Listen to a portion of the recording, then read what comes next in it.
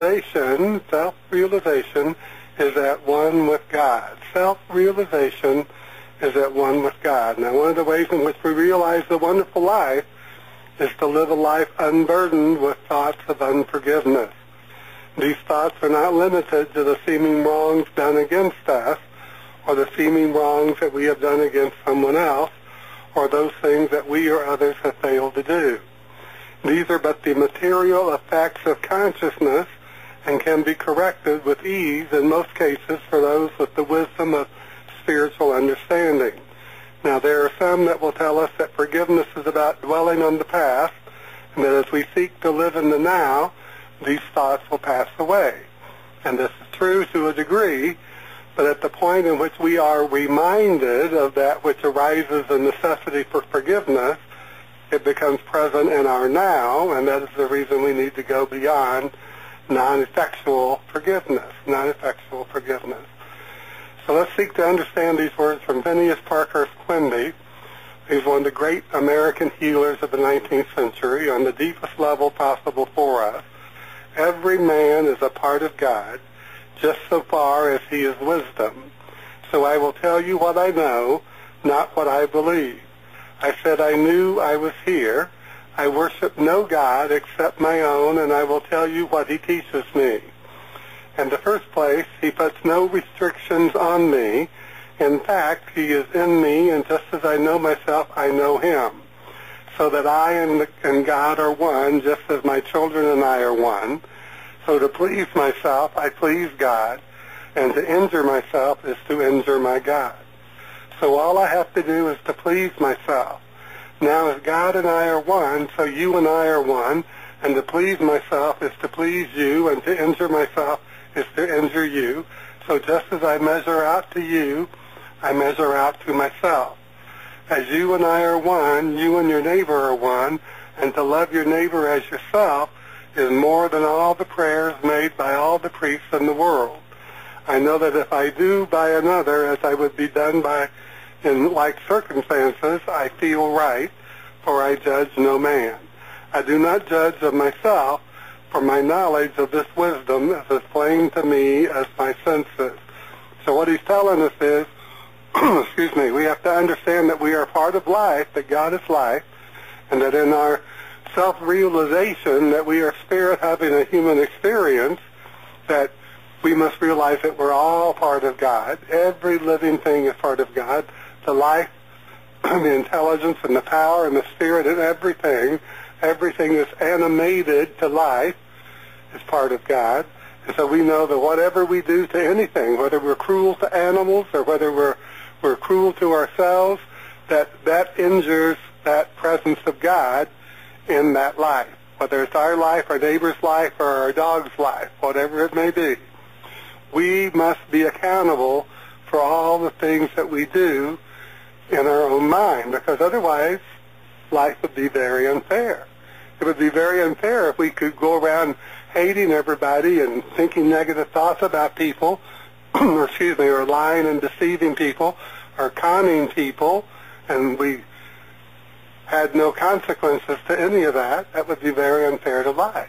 Because life is God, and God is always about truth, always about joy and happiness and peace and harmony, and most of all, love. The love that is life, the love that is creative, the love that is the consciousness that wants the same for everyone and everything that we want for ourselves. So as Phineas Parker Quimby tells us, so to please myself, I please God, and to injure myself is to injure my God.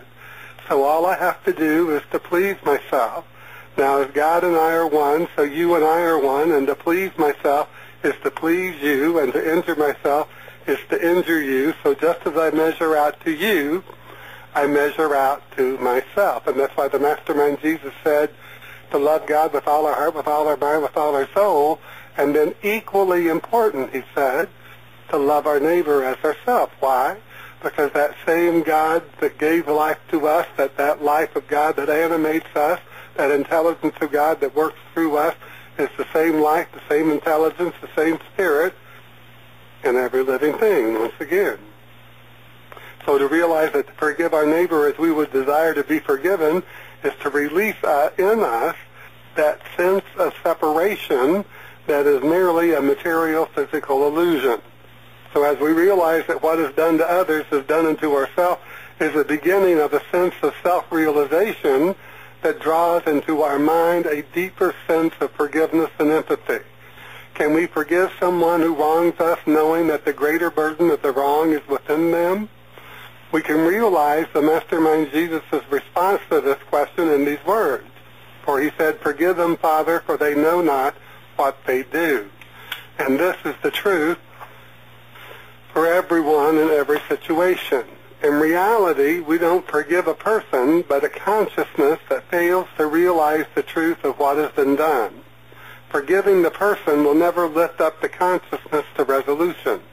Only a deeper self-realization within can accomplish this. Forgiving the person merely in many cases becomes an enabling power that perpetuates the wrongdoing. In other words, so until the consciousness changes, we can forgive somebody for wronging us all they want. We can forgive somebody for damaging us or damaging our property or taking that which is ours from us. We can forgive them all we want, but in consciousness, until their consciousness changes, they'll do it again. They just think that somehow we're just the fool, and so they can keep doing it. So the forgiveness that we want to attain is that forgiveness of the consciousness, that forgiveness of the spirit, not the person, not the actions of the person, but the consciousness of the person that would allow them to do that allows that action to take place within them. Everyone walks around with their own set of values, their own set of ethics, and their own set of self-realization about who they are, their own image of themselves. We aren't here to take that away from anyone. If someone wants to be dishonest, if someone wants to be cruel, whatever, we can forgive the consciousness, for they know not what they do, as the Mastermind Jesus said. But do we let them off the hook? Do we say, okay, you don't have to face the consequences of your actions. You don't have to face the consequences of your words. You don't have to face the consequences of what you've done or failed to do. Absolutely not. That's not our responsibility. That's the responsibility of the divine law and order that God has created in the world in which we live. So consciousness is everything. God is consciousness. God is not a creator.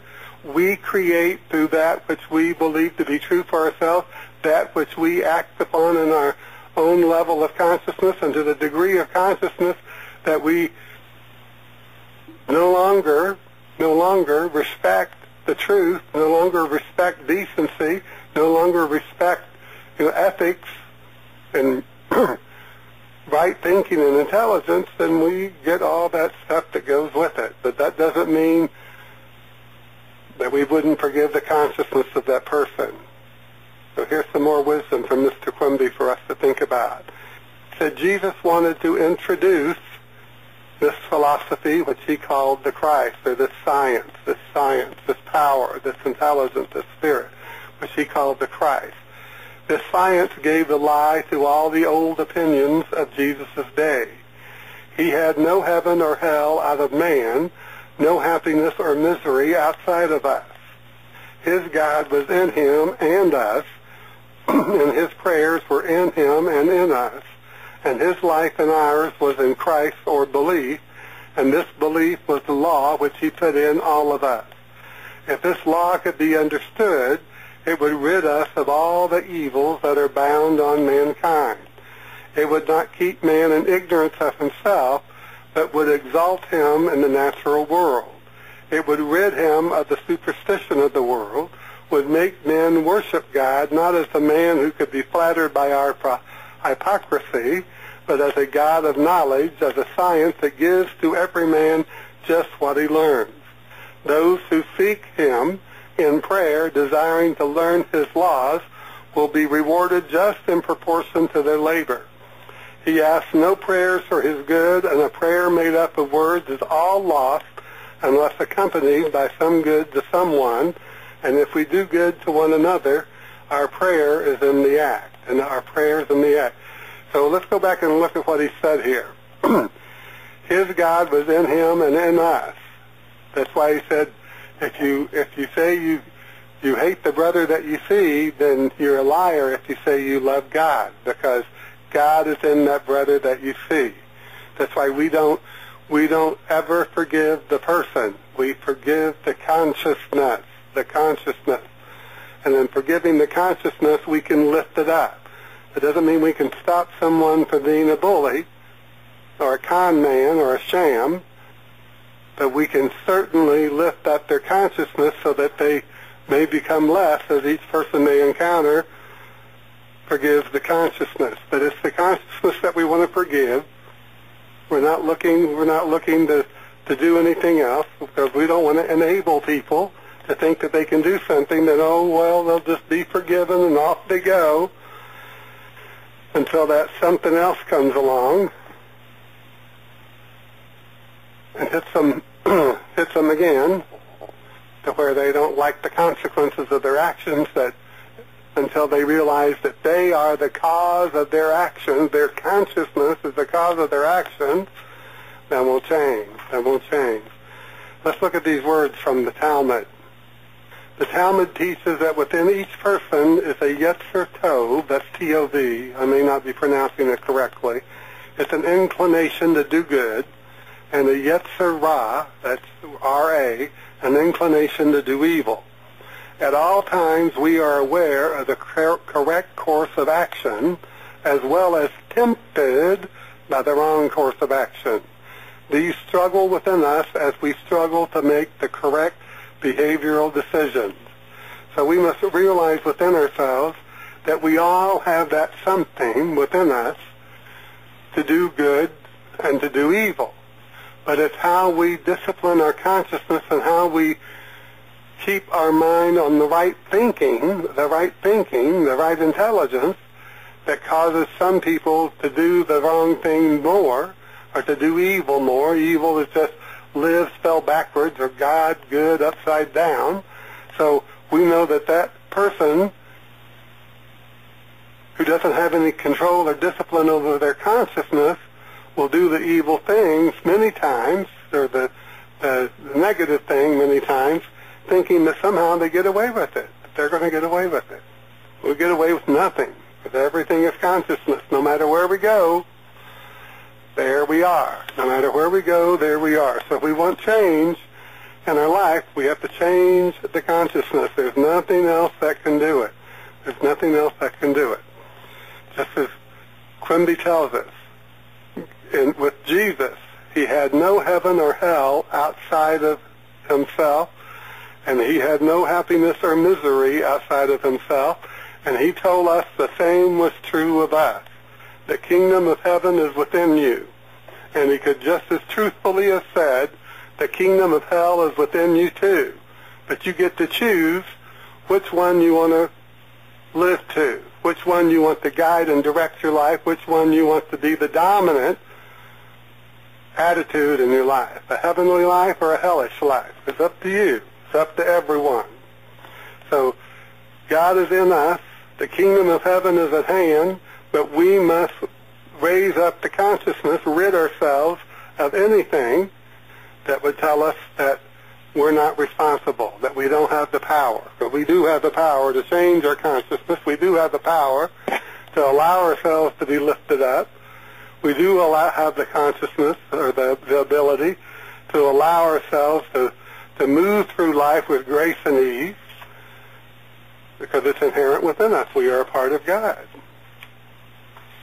We are a part of God, and being a part of God,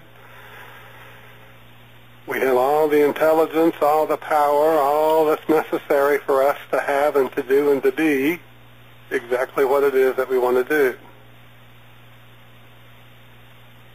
And we see great evidence of the lack of consciousness in our lives and in our world in so many ways. We see it in all realms of life, all areas of life. We see it in the religious. We see it in the politics. We see it in the media. We see so many people trying to get attention. So many people trying to say, maybe I'm bad, but this person is worse, trying to justify their own lack of the right consciousness. Because when we lack consciousness, we become like a little child. Not like a little child that Jesus was referring to when he said that if we be like a little child, we are without the self-inflicted nonsense of the world, and we're open to the new, open to that which is good and that which is pure and that which is lovely and that which is delightful. But we become childlike, like a child who has a temper tantrum, or a child that screams and rants and raves and they don't get their way, or they find themselves in trouble and they want to blame someone else. That's that child consciousness that so many people just can't move themselves out of that adolescent mind into that mind of reason and right thinking, righteousness.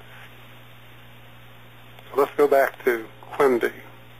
That every man, woman, and child is a part of God. Every form of life that's animated in the spirit is part of God, I would say, just so far as they have wisdom. So he said, I will tell you what I know, not what I believe. I said, I knew I was here. I worship no God except my own, and I will tell you what God teaches me. In the first place, God puts no restrictions on me. In fact, God is in me, and just as I know myself, I know God. So that I and God are one, just as my children and I are one. So to please myself, I please God, and to injure myself is to injure my God. So all I have to do is to please myself.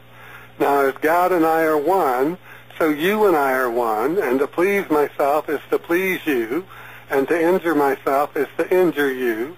So just as I measure out to you, I measure out to myself.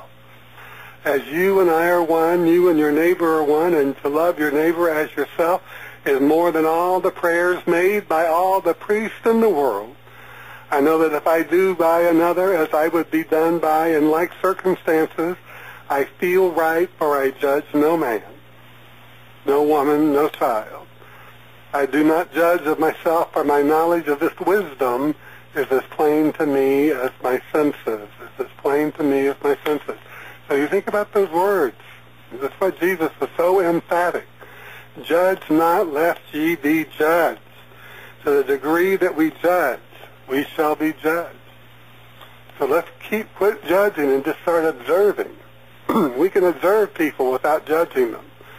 We can forgive the consciousness so that they have an opportunity to take that path of self-realization, to be at one with God, to be at one with the good, to be at one with the right thinking and the intelligence and the spirit that is God.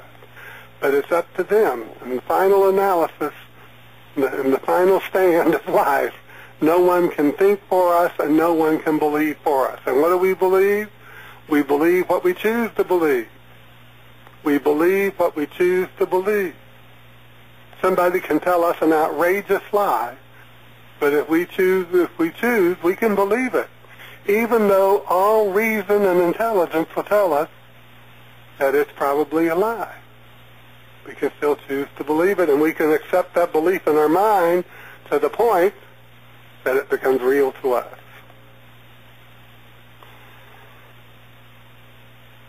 So Jesus told us there's no heaven or hell outside of us, for the kingdom of God is within us. No happiness or misery outside of us, so everything is within our own mind. Just as Shakespeare wrote, nothing is good or bad, but thinking makes it so. Jesus' God was in him. He said, I am the Father of one. That I, that he talked about, that infinite I. He was saying this on a subjective level. He didn't say I, Jesus, and God are one. That I and the Father are one. That infinite I that's within all of us is that dominion and authority, that life, that power, that intelligence within us, that spirit within us. We are one with God. We get to create our life based on our thoughts and our beliefs and those things that we hold to be true for us.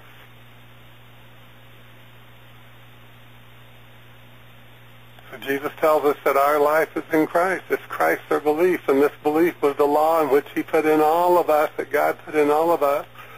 And if this law could be understood, it would rid us of all the evils that are bound on mankind. It would not keep mankind in ignorance, but would exalt us all in the natural world. It would rid us of the superstitions of the world, would make all of us worship God not as some big guy in the sky who could be flattered by our hypocrisy, but as a God of knowledge, a God of science, a God of law and order, and gives to everyone just what we are willing to learn. Those who seek God in prayer desiring to learn, to take in more intelligence, more right thinking, will be rewarded just in proportion to their sincere and genuine desire to know more, to do more, to have more in the right way.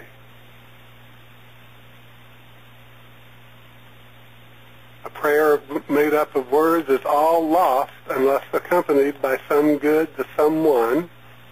And if we do good to one another, our prayer is in the act. Our prayer is in the act, because that means that's what we are. How do we pray?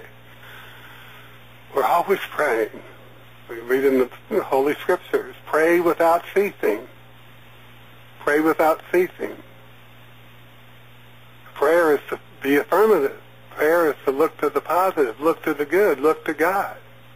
We're always thinking, always thinking. Every thought is, in actuality, a prayer.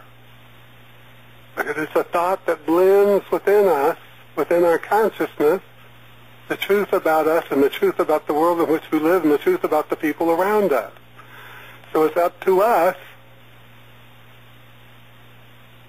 to be conscious of what we're thinking. That's the prayer without ceasing. To be conscious of what we're thinking, be conscious of what we're believing, and don't accept things that we don't know is the truth.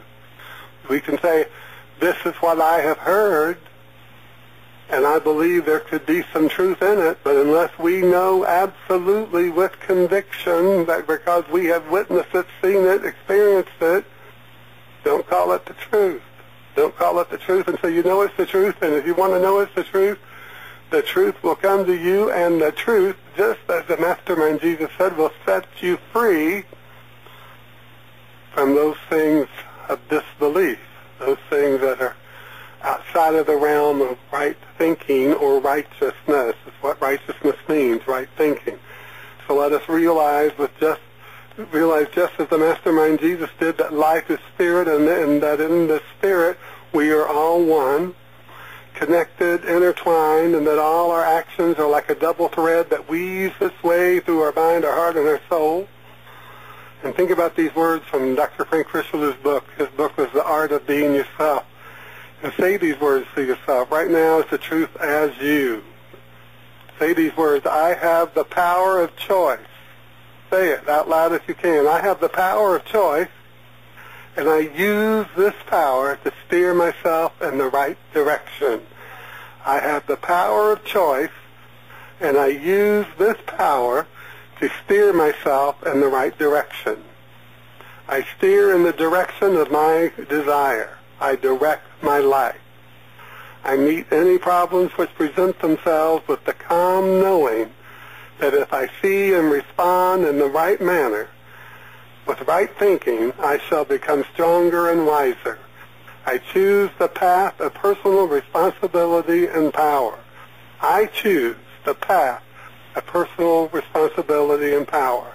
I have the power of choice, and I use this power to steer myself in the right direction. So think about that. That's the dominion and authority that God has created within each of us. It's inherent within us. So we must come to that self-realization. To be at one with God is to be at one in the recognition that this power, this intelligence is within us. That we have the power to choose. And that power to choose gives us dominion and authority over all things that concern us. All things.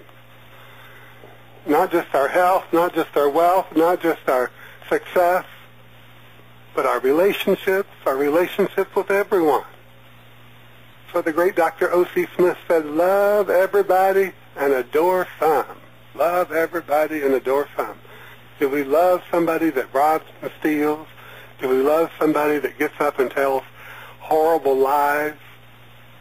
Know that we can love that consciousness of God within them, knowing that it can always be lifted up into something greater and something better and something more wonderful, more marvelous. But it's up to us to know it. It's up to us to believe it, because we know that if they're alive, they're part of life. And if they're part of life, they're part of God. And if they're part of God, they're part of us. That in this collective consciousness, all the waging hate and all the waging racism and anti-Semitism and all the waging, raging political feuds and all that is causing all manner of grief in consciousness. And if we don't keep our mind stayed on God, stayed on the good, and equally important to love our neighbor as ourselves, we may end up with a lot more of that confusion and chaos, that noise and nonsense of the collective consciousness imposing itself on our lives. So we want to keep our life on the straight and narrow, towards the good and the greater good. Good and more good is mine, and ever-increasing good is mine. Why? Because I choose the good, a greater good, and ever-increasing good every day of my life. That is my self-realization of my power to choose. That is my self-realization of myself being at one with God. So it is my personal responsibility, your personal responsibility, to develop that sense of self-realization that causes us to realize our at one with life, with people, and with all other species, because that brings us in tune with the infinite